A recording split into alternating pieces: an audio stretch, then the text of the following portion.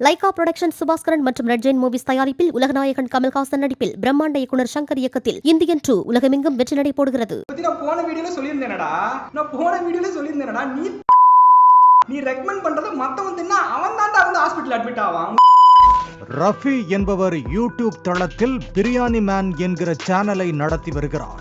மேலும் உணவுகள் குறித்து யூடியூபில் விமர்சனம் செய்து வருபவர் இர்ஃபான். இருவருக்கும் சமீப காலமாக யூடியூப் தளத்தில் கடும் வாக்குவாதம் நடைபெற்று வந்தது. கடந்த ஆண்டு இர்ஃபானின் உறவினர் சென்ற கார் விபத்துக்குள்ளாகி முதியவர் ஒருவர் மரணமடைந்ததாக கூறப்பட்டது. சமீபத்தில் இர்ஃபான் தனது குழந்தையின் பாலினத்தை பிறப்பதற்கு முன்பே அறிவித்ததாக சர்ச்சை ஏற்பட்டது.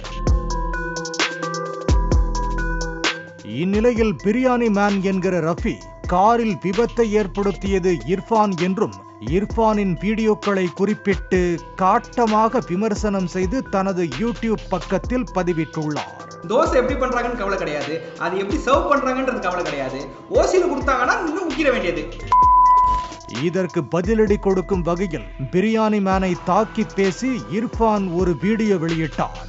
இருவருக்கும் கடும் வாக்குவாதம் ஏற்பட்டு வந்த நிலையில் லைவ் வீடியோவில் பிரியாணி மேன் திடீர் என தற்கொலை செய்ய முயன்றுள்ளார்.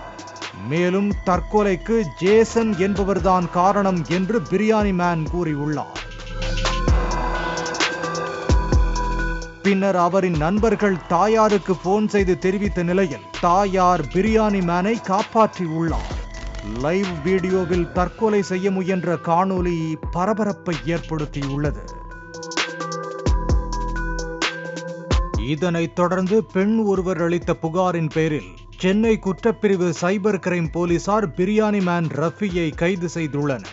லைகா புரொடக்ஷன் சுபாஸ்கரன் மற்றும் ரெட் ஜெயின் மூவிஸ் தயாரிப்பில் உலகநாயகன் கமல்ஹாசன் நடிப்பில் பிரம்மாண்ட இயக்குனர் சங்கர் இயக்கத்தில் இந்தியன் 2 உலகமெங்கும் வெற்றி நடை போடுகிறது.